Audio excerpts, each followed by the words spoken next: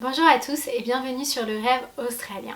Aujourd'hui dans cette vidéo je veux vraiment répondre à vos questions et vos incompréhensions par rapport au feu en Australie.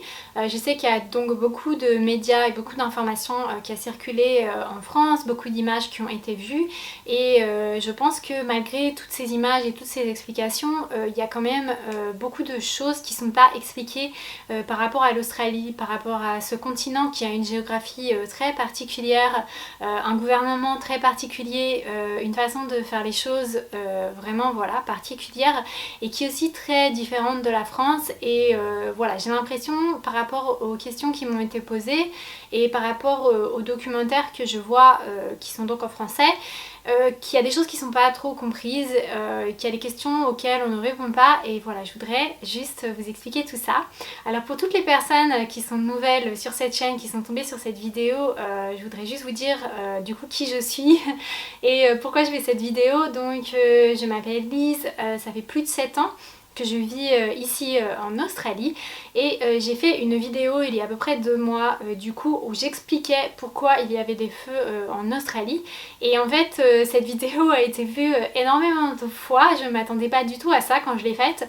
Je voulais juste informer ma petite communauté en fait des feux parce que du coup je fais normalement des vidéos de conseils pour les gens qui veulent venir visiter ou vivre en Australie et je me rendais compte que beaucoup de Français voyageurs qui étaient en Australie n'étaient pas au courant qu'il y avait des feux il y a 2 mois et pourtant ils étaient quand même très importants. Donc j'ai fait une vidéo vite fait, pas très bien éditée, où je voulais vraiment expliquer aux gens ce qui se passait pour qu'ils comprennent et aussi qu'ils comprennent l'ampleur des feux. Et j'ai eu beaucoup de questions et je pense que voilà, j'ai vraiment envie de répondre à ces questions, j'ai vraiment envie de vous aider à comprendre ce qui se passe. Une question qu'on m'a beaucoup posée, c'est est-ce qu'on peut encore venir en Australie pour visiter l'Australie? Est-ce que je dois annuler mon billet? Est-ce que je peux atterrir à Sydney? Est-ce que je peux voyager entre Brisbane et Sydney? Voilà, on m'a posé beaucoup de questions de voyage et j'ai fait une vidéo dédiée à ça où je parle vraiment de tout ça, je vous explique tout, je vous dis tous les sites où trouver des informations, le lien sera ici, donc je vais pas couvrir ça dans cette vidéo. Deuxième question qu'on m'a posée, c'est comment est-ce qu'on peut aider l'Australie? Donc la meilleure façon d'aider depuis la France, c'est de faire des dons, tout simplement parce que le gouvernement ne fournit pas assez de fonds, que ce soit pour les pompiers, que ce soit pour s'occuper des animaux, que ce soit pour réinsérer les gens. Vous savez, en France, quand il y a un drame comme ça qui se passe, des inondations, le gouvernement tout de suite fournit des aides en fait aux gens pour reconstruire leur maison, etc. Ici, il n'y a pas ce genre d'aide, donc du coup les gens qui ont tout perdu, ils n'ont plus rien et ils peuvent seulement compter sur la solidarité des autres. Donc Céleste Barber, qui est une comédienne australienne, vous en avez probablement parlé, a ouvert un compte, une page sur Facebook où du coup on peut faire des donations, c'est super facile de le faire, donc je vous mettrai le lien dans la boîte de description en dessous de la vidéo. Je vous mettrai aussi le lien d'autres associations. Donc si vous voulez aider, c'est vraiment la meilleure façon d'aider l'Australie. Un thème qui est beaucoup revenu par rapport au feu et sur lequel j'ai eu pas mal de questions, c'est par rapport au réchauffement climatique ou au changement climatique. Donc en fait voilà, il y a beaucoup de gens qui ont dit voilà, c'est le changement climatique, c'est ce qui se passe, c'est horrible, c'est à cause du changement climatique, etc. Donc dans ma première vidéo sur les feux, quand j'ai expliqué pourquoi les feux, j'ai expliqué les 3 raisons des feux. Donc la première raison, il y a toujours eu des feux en Australie, ça fait partie de l'écosystème australien. La deuxième raison, c'est les conditions météorologiques de cette année qui sont particulières, qui aggravent les feux. La troisième raison est effectivement le changement climatique qui crée des conditions qui aggravent de manière exponentielle les feux et du coup qui fait que les feux sont de pire en pire et impossibles à arrêter. J'ai mentionné dans ma vidéo que ces nouveaux phénomènes météorologiques créés par le changement climatique, ces phénomènes environnementaux sont nouveaux, on n'arrive pas à les prévoir, on n'arrive pas à les gérer parce qu'ils sont complètement différents de ce qu'on a vu avant. Donc effectivement, quand vous parlez tous du changement climatique, vous avez raison, c'est une des grosses raisons d'avoir ces feux et surtout le fait que ces feux soient aussi gros, aussi incontrôlables, qui durent aussi longtemps, en fait c'est vraiment lié au changement climatique, mais il ne faut pas oublier que ça fait quand même partie de l'écosystème australien, donc il y aura toujours des feux, il y a toujours eu des feux, tous les ans il y en a en Australie, mais on n'en parle pas parce que ces feux on arrive à les contenir, mais cette année ça a juste été impossible à cause des conditions qui sont liées au changement climatique. Donc juste pour vous expliquer rapidement le lien avec le changement climatique et comment ça se prouve scientifiquement. Donc ce qui se passe, c'est que les scientifiques, ils utilisent la théorie du changement climatique, donc l'augmentation des températures liées aux gaz à effet de serre et son impact sur tous les aspects de l'environnement. Donc c'est pas seulement le fait qu'il fasse chaud. Le changement climatique impacte tout notre écosystème, tout notre environnement. Donc tout ça, c'est fait par ordinateur en utilisant plein de données différentes. Il y a plein de recherches qui est faite pour établir ces effets. Ensuite, quand on a les effets, on regarde si ces effets apparaissent dans le phénomène des feux. Et pour conclure, on regarde est-ce que s'il n'y avait pas le changement climatique, on aurait des feux comme ça.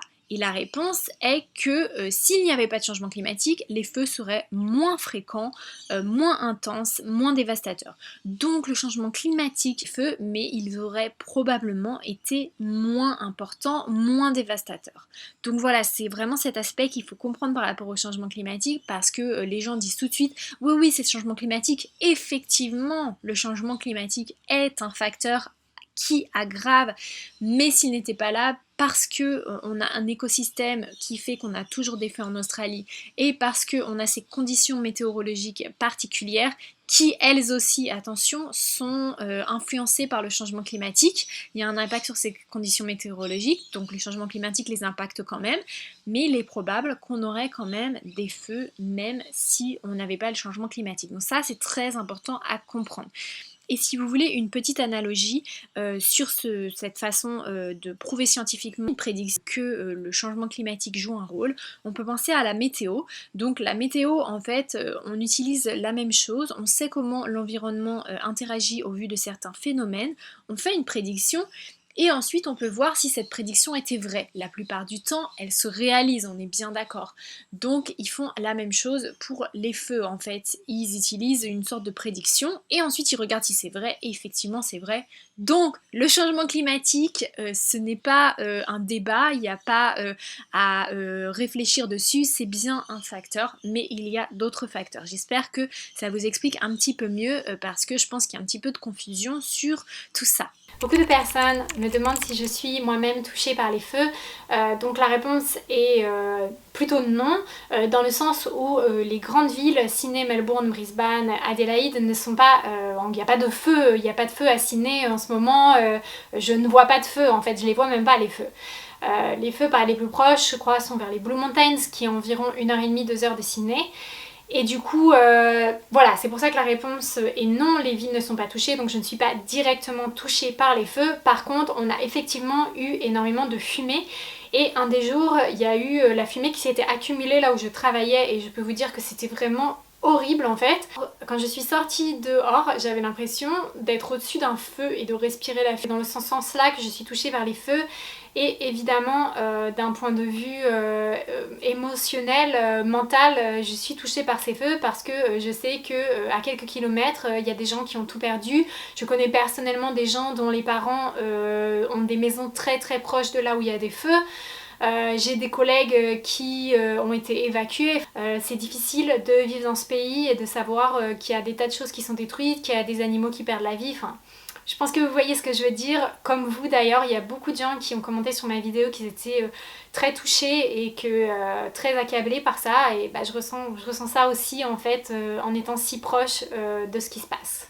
Je pense en fait qu'il y a un grand sentiment pour moi, mais pour les Australiens en général, mais je pense pour vous aussi, enfin j'ai vraiment l'impression que vous partagez ça, d'anxiété en fait, parce que ce genre de phénomène fait vraiment peur en fait. On se dit waouh, ok d'accord, mais qu'est-ce qui se passe? Enfin, la nature devient plus forte que nous en fait. On se sent impuissant, on a l'impression que... Je pense qu'on a l'impression en tant qu'humain qu'on peut tout vaincre, qu'on sait tout faire, et là on se sent impuissant, on n'arrive pas à prendre le dessus sur ce phénomène. Et aussi je pense qu'il y a une certaine colère, je pense en moi, en beaucoup d'Australiens, par rapport à comment se comporte le gouvernement australien vis-à-vis des feux. Et voilà, moi je ressens ça et je sais que beaucoup d'Australiens ressentent ça et voilà, c'est assez intéressant en fait de lire vos commentaires et de voir comment vous vous sentez. Et l'autre chose c'est que Sydney c'est une ville magnifique, enfin l'Australie en général est juste sublime, mais Sydney en été c'est une ville exceptionnelle, c'est une ville que j'adore l'été, d'ailleurs je reste là pendant l'été, j'ai 2 semaines de vacances, je ne pars pas, je reste là et je profite de la ville. je vais à la plage, enfin voilà, il y a une atmosphère unique et vous le savez probablement si vous êtes déjà venu en Australie. Et en fait, il n'y avait pas du tout cette atmosphère cette année, c'était hyper morose, il y avait beaucoup de tristesse, il y avait beaucoup d'anxiété, de stress, vous l'avez vu à la télé à la période de Noël, des feux d'artifice, des gens avaient dû évacuer sur les plages dans le New South Wales. Donc il n'y avait vraiment pas ce sentiment qu'on ressent pendant la période de l'été, donc je pense que ça traduisait vraiment en fait comment on pouvait se sentir. Et ouais, voilà, c'est vraiment triste de se sentir comme ça pendant une des plus belles périodes de l'année. Donc une question qui est beaucoup revenue, c'est mais pourquoi ils n'utilisent pas des Canadair? Donc les Canadair, c'est ces avions jaunes et rouges, je crois qu'ils sont faits au Canada et qui du coup peuvent prendre de l'eau et ensuite la reverser sur une forêt. Ah, donc les pompiers, ils ont un certain nombre d'avions pour lutter contre les feux qui est très important. C'est une sorte d'armada, voilà, une sorte d'armada, je crois que c'est le mot d'avion. Et en fait, il y a certains avions qui possèdent et certains avions qui louent. Et du coup, en fait, ils utilisent une autre marque d'avion. Comme par exemple Airbus et Boeing, c'est deux différentes entreprises. En fait, au lieu d'utiliser Canadair, ils utilisent une autre marque pour transporter de l'eau. Donc ils utilisent des avions qui déposent de l'eau. Après, faut savoir que c'est pas la seule façon d'éteindre des feux et que ça peut être aussi assez dangereux en fonction des feux. Ils peuvent pas tout le temps le faire. Ils ont loué un énorme avion aux États-Unis qui est donc un Boeing immense, enfin c'est beaucoup plus gros qu'un Canadair, ça peut transporter beaucoup plus. Et du coup, ils l'ont utilisé pour déposer de l'eau, mais aussi pour déposer du retardant à feu. Donc ils font ça dans les forêts où ils savent que le feu va progresser. Comme ça, les arbres ne peuvent pas brûler. Et aussi, en fait, l'eau, bien sûr, ça éteint les feux, mais c'est pas la seule chose qui éteint les feux. Ils ont plein d'autres techniques pour mettre fin au feu. Une des techniques, c'est le fait quand on va savoir que le feu va aller dans une certaine direction, ils vont commencer à brûler tout autour de là où le feu va passer. Comme ça, quand le feu va passer, en fait, il va s'éteindre parce que c'est déjà brûlé. Cette technique s'appelle le back burning et j'en ai parlé dans ma première vidéo sur les feux. Et en fait, cette technique, c'est vraiment pour pouvoir contenir les feux parce que le fond du problème, c'est qu'on n'arrive pas à contenir les feux, c'est-à-dire le fait qu'ils arrêtent de se propager. Et quand on utilise le back burning, ça permet qu'ils soient contained, c'est ça que le mot qu'on utilise en anglais, contained, et qui fait que du coup ils s'arrêtent et on sait qu'ils vont s'arrêter parce que ils pourront plus brûler. Et au final, j'ai envie de vous dire que le fond du problème, c'est pas vraiment d'éteindre les feux, c'est surtout qu'ils soient contained. Par rapport aux avions qui pourraient éteindre les feux aussi, je voudrais vous ajouter une petite information. C'est que l'année dernière, les pompiers ont fait une proposition, donc une demande au gouvernement pour avoir une plus grande armada, donc pour acheter des avions type Canadair. Et le gouvernement a refusé de financer cette proposition. Donc c'est aussi une des raisons pour lesquelles on manque un petit peu d'avions au final, ce qui n'aide pas dans le fait d'éteindre ces feux. Une question qui revient souvent, c'est que vous avez du mal à comprendre, mais comment ça se fait que ces feux continuent à brûler, mais pourquoi on les éteint pas? Voilà, on met de l'eau avec un Canadair et voilà, c'est fini. Enfin, en fait, je comprends tout à fait votre façon de penser parce que moi j'ai eu aussi cette réflexion. Quand les feux ont commencé, j'étais là, mais pourquoi ils brûlent et ils continuent à... Enfin, je comprenais pas. Et en fait, le truc, c'est que je pense que vous l'avez vu à la télé, enfin, la grandeur de ces feux, c'est pas juste un tout petit feu quelque part en fait. Ils sont immenses par rapport à notre échelle humaine. L'Australie, c'est un très très grand pays, les forêts sont immenses. Et il y a plein de feux, il y en a genre 100, 150, le nombre de feux qui ont commencé partout, c'est un nombre incroyable. Et du coup pour les pompiers c'est tellement grand, non ils y arrivent pas quoi, ils essayent mais ils y arrivent pas. Et en plus je vous en ai parlé dans mon autre vidéo, les conditions climatiques, la sécheresse, le vent propage les feux d'une façon incroyable.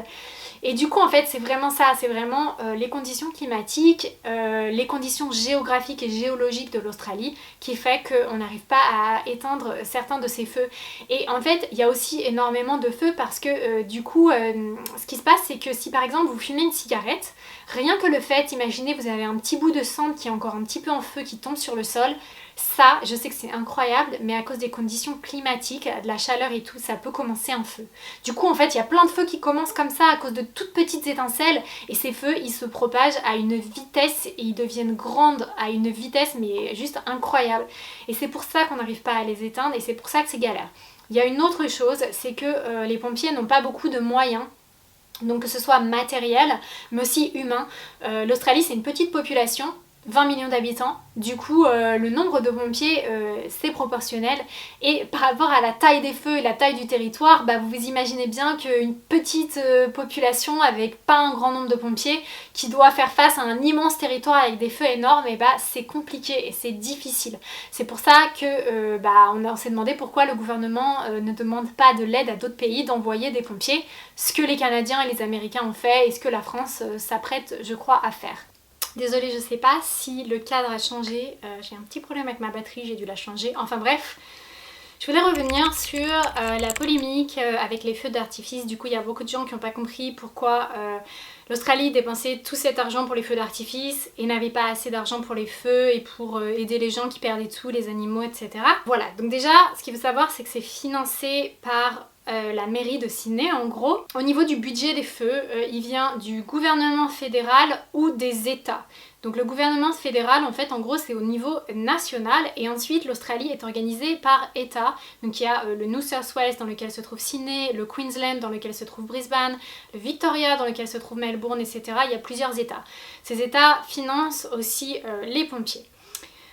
Donc déjà, vous voyez que différents budgets. Ensuite, les feux d'artifice de Sydney, c'est un événement très très important pour l'Australie, mais aussi pour la ville de Sydney. Il y a énormément de gens qui viennent pendant cette période à Sydney pour voir les feux d'artifice. C'est un des plus beaux, si ce n'est le plus beau feu d'artifice du monde, qui se passe du coup sur l'opéra, le pont, etc. Quand je vous dis tout ça, c'est pas pour défendre les feux d'artifice, je vous explique juste la situation des feux d'artifice pour que vous compreniez un petit peu plus. C'est tellement un événement important que cet événement est organisé entre 15 et 12 mois à l'avance. C'est-à-dire que cet argent est dépensé très en amont. Et du coup, en fait, quand on a dit on annule ces feux d'artifice pour redonner l'argent, cet argent avait déjà été dépensé et cet argent aurait probablement pénalisé beaucoup de petits business et aussi des gens qui travaillent ce jour-là. Du coup, en fait, voilà, il y aurait eu un gros impact financier à ne pas faire ces feux d'artifice. Donc il y a eu une pétition pour enlever ces feux d'artifice qui a été prise en compte, qui a été considérée. Et aussi, ce qu'il faut savoir, c'est que durant cette période, et je crois que c'est toujours le cas aujourd'hui, en New South Wales, il y a un total fire ban, c'est-à-dire une interdiction totale de faire des feux d'artifice.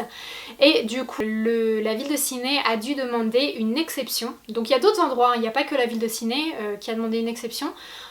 Du coup l'organisme des pompiers pour pouvoir faire les feux d'artifice, et après considération des risques de feu, etc., et de l'impact économique que ça pouvait avoir, l'organisation des pompiers a donné le feu vert à la ville de Sydney pour continuer d'avoir ces feux d'artifice. Au vu de la situation avec les feux, la ville de Sydney a aussi organisé des donations, et je crois qu'il y a 2 millions de dollars qui ont été récoltés ce soir-là de donations qui ont été faites, du coup je crois pour la Croix-Rouge. Que fait le Premier ministre? Pourquoi il met des mines de charbon alors qu'il y a des feux, etc. Alors, je vais vous donner juste des petites choses dont on a... Je sais pas trop si on en a parlé en France, mais en gros les feux ont commencé à peu près au mois d'août, ils ont commencé vers le Queensland, ensuite il y a eu le New South Wales, et au niveau du mois de novembre, ça devenait quand même très très important, on n'en parlait pas encore beaucoup en France, mais du coup, tous ces feux avaient commencé, et le Premier ministre a dit « Bon moi, je suis un peu fatiguée là, je vais partir en vacances ». Donc en fait, si vous voulez, les feux avaient déjà commencé quand il est parti en vacances, et il est parti pendant 2 semaines à Hawaï. Et du coup, pendant ce temps-là, voilà, il se passait rien, il était pas là. Enfin, je sais pas si vous imaginez, mais imaginez-vous qu'il y a un truc aussi grave qui arrive comme ça en France et que le président ou le Premier ministre part en vacances. Enfin, je pense que la France serait en feu, mais des vrais feux que les gens deviendraient fous, quoi. Du coup, il y a quand même des gens qui ont manifesté, etc. Mais il est pas revenu, il est revenu juste un jour avant. Et quand il a aussi dit quelque chose du genre « moi je suis partie en vacances », c'est exactement comme si un plombier n'acceptait pas un travail le vendredi après-midi. Mais t'es pas plombier en fait, t'es Premier ministre, je sais pas si t'es au courant. Donc voilà, c'était une attitude vraiment super bizarre, mais moi j'arrive pas du tout à comprendre. Et le truc c'est que j'en ai parlé avec des Australiens, je leur dis non mais là avec ce qu'il a fait c'est bon, il va dégager le Premier ministre. Et en fait ils sont là, bah non non je pense pas, enfin il va rester. Parce qu'en fait c'est pas comme en France, du coup où il peut dissoudre l'Assemblée etc. Enfin du coup faudrait qu'il y ait quelqu'un qui appelle à des nouvelles élections et que du coup ils élisent quelqu'un d'autre, mais ce sera toujours le même parti. Donc voilà un petit peu ce qui s'est passé. Il y a un peu cette idée qu'il est complètement désemparé par rapport au feu, qu'il sait pas quoi faire. Je pense qu'il est très très incompétent si vous voulez mon avis. Je pense que son attitude est complètement inacceptable parce que le rôle du gouvernement c'est pas d'aller mettre des mines de charbon, c'est pas de faire du business, d'apporter les investisseurs. Je pense que un des rôles du gouvernement c'est de protéger ses citoyens et je pense qu'il en a été complètement incapable. Donc voilà. Il y a beaucoup de gens qui ont posé les questions pourquoi les autres pays n'aident pas l'Australie, pourquoi la France n'aide pas l'Australie. Donc déjà, un truc important à comprendre, c'est qu'on ne peut pas intervenir dans un autre pays comme ça s'appelle de l'interventionnisme, je crois que ça s'appelle comme ça. On ne peut pas juste faire ça, il faut que le pays donne cet accord, donc on peut offrir son aide, mais il faut que le pays donne l'accord. Faut savoir que le Premier ministre qui sert à rien... Le Premier ministre australien n'a pas demandé d'aide au pays, donc ils n'ont pas offert leur aide. Ça a mis beaucoup de temps avant qu'on en parle au niveau international des problèmes en Australie. Il faut savoir que l'Australie c'est quand même un pays qui n'est pas forcément très connu, qui n'est pas très important sur la scène internationale. Du coup ça a pris du temps avant que les médias en parlent et que du coup les pays se disent comme la France, les États-Unis, le Canada, est-ce que vous voulez de l'aide, etc. Je pense que c'est une des raisons pour lesquelles les gens ils étaient pas au courant déjà. Ça les a pas particulièrement émus avant qu'on voit des koalas qui étaient en train de mourir, avant qu'ils voient des images catastrophiques, etc. Enfin voilà, moi au mois de novembre, j'en parlais même à ma famille et tout, ils se rendaient pas trop compte en fait. Je leur disais ouais, il y a commencé à avoir des feux importants et ils disaient ah bon et tout. Enfin, beaucoup de personnes demandent c'est une île l'Australie, pourquoi on n'utilise pas l'eau de mer pour arrêter les feux. Alors on peut utiliser l'eau de mer pour arrêter les feux, après ça pose quelques problèmes, notamment au niveau de la corrosion. Que ce soit dans les forêts, etc. Mais aussi au niveau des appareils qu'on utilise, l'eau de mer qui contient certains minéraux, etc. Notamment du sodium, peut endommager les avions qui transportent du coup de l'eau, qui ne sont pas faits pour transporter de l'eau de mer malheureusement. En plus ça peut endommager la biodiversité et l'écosystème parce que du coup ça contient tout un tas de produits qui ne sont pas présents normalement dans les forêts. Et en plus, l'Australie c'est très très grand et du coup parfois la mer, même si c'est entouré par la mer, c'est trop loin pour les avions d'aller chercher de l'eau. En fait, il faut qu'ils trouvent de l'eau plus près. Une autre question qu'on m'a posée, c'est que pourquoi les gens construisent des maisons dans le bush s'ils savent qu'il y a des feux? Donc en fait, en Australie, on construit des maisons où on peut. Il faut savoir que tout l'intérieur, c'est du désert, donc on construit près des côtes. Les villes sont extrêmement chères, ça coûte d'acheter à Sydney, enfin moi je pourrais jamais acheter à Sydney, c'est impossible. Du coup, les gens, ils achètent là où ils peuvent et là où c'est possible d'implanter une maison. Donc si ils peuvent pas acheter dans les grandes villes, ils achètent dans les plus petites villes qui sont plus proches du bush et des feux. Faut savoir que quand vous achetez des maisons ou que vous vivez dans ces endroits-là, vous avez un plan par rapport au feu. Donc vous avez tout un tas de conditions où vous savez que si vous êtes en état catastrophique, s'il y a un feu à plus de 10 000 km, s'il y a ceci, cela, et puis vous devez couper tondre votre herbe pour pas que ça mette des feux, vous n'avez pas le droit de mettre des arbres à certains endroits, voilà, il y a plein de précautions qui sont prises quand vous vivez dans ces zones, mais les gens n'ont juste pas le choix en fait, c'est pas forcément par plaisir qu'ils se mettent à habiter dans ces zones, c'est parfois qu'ils n'ont pas le choix. Une question qui a été posée c'est pourquoi on coupe pas tous les arbres, comme ça il y aura plus de feu. Alors en fait on ne peut pas couper tous les arbres, déjà de manière pratique ce serait je pense impossible. Et en fait, couper les arbres, ça nuit extrêmement à l'écosystème. Déjà, dans les forêts, il y a des animaux qui vivent, notamment les koalas, qui souffrent énormément du fait qu'on coupe tous les arbres où ils vivent. Ils ont quasiment plus d'habitat. Et voilà, il y a tout un tas d'animaux, enfin les arbres ça fait partie d'un écosystème avec les insectes, les différents animaux, les différentes plantes et du coup les couper ça n'a juste aucun sens parce que ça complètement endommage l'écosystème et c'est l'un des problèmes qui fait qu'on a énormément de réchauffement climatique et que les terres s'assèchent parce qu'il n'y a plus d'arbres et donc il y a moins d'eau et donc voilà ça affecte tout l'écosystème donc ce n'est absolument pas une solution. Donc voilà, je crois que c'est une vidéo qui va être encore un peu longue, mais voilà, je voulais juste répondre à vos questions. Si vous avez d'autres questions, n'hésitez pas à me les poser sur Instagram ou en dessous de la vidéo en tant que commentaire, et puis je vous répondrai. Je donne des mises à jour sur les feux et sur l'Australie sur mon compte Instagram, vous pouvez vous abonner si ça vous intéresse. Et puis voilà, j'espère que vous avez aimé cette vidéo. Si vous l'avez aimée, vous pouvez me donner un pouce en haut. Ça permettra à d'autres personnes qui sont intéressées d'apprendre un petit peu plus à propos des feux de trouver cette vidéo. Et puis si vous voulez voir d'autres vidéos sur l'Australie, la plupart de mes vidéos c'est plus des vidéos de conseils sur les visas, etc.